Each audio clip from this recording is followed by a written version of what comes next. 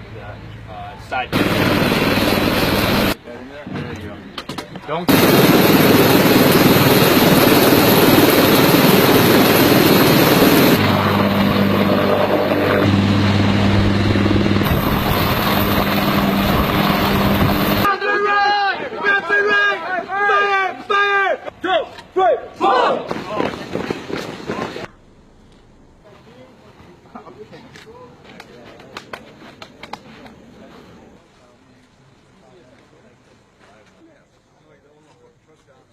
मैं पार भी साथ एडवांस करना है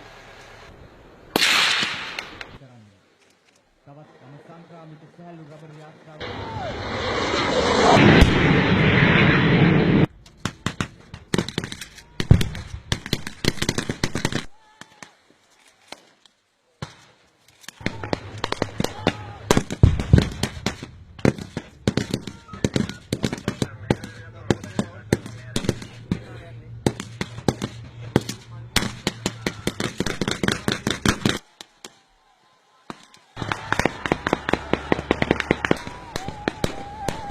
का नाग का मेरी सामाजिक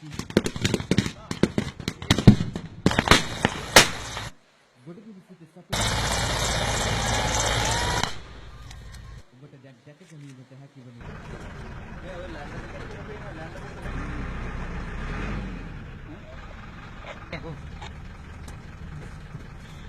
एक मिनट ना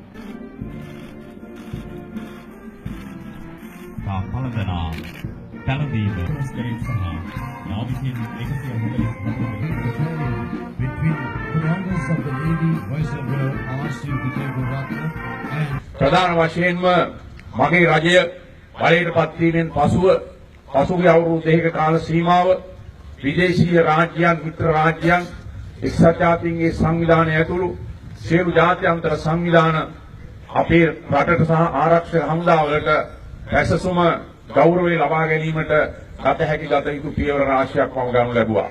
රාජ්‍ය නායකයින් සමග මා සාකච්ඡා කළා. ජාත්‍යන්තර සංවිධානවල ප්‍රධානීන් සමග සාකච්ඡා කළා.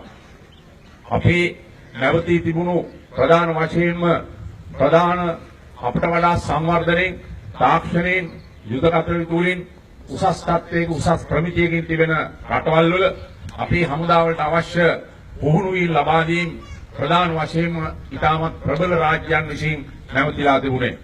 නමුත් මගේ රජයේ බලයට පත්වීමෙන් පසුව නව රජයේ ප්‍රතිපත්ති සහ වැඩසටහන් ඒ රාජ්‍යයින්ට ප්‍රධානීන්ට පැහැදිලි කිරීමෙන් පසුව අපේ ආරක්ෂක හමුදාවලට පෙරටත් වඩා අද සහ ඉදිරි කාලයේදී ඉහළම නව තාක්ෂණික යුද උපක්‍රම ක්‍රමවේදයන් තාක්ෂණික දැනුම ලබා දීම සඳහා ඒ රටවල් කටයුතු කරලා තිබෙනවා.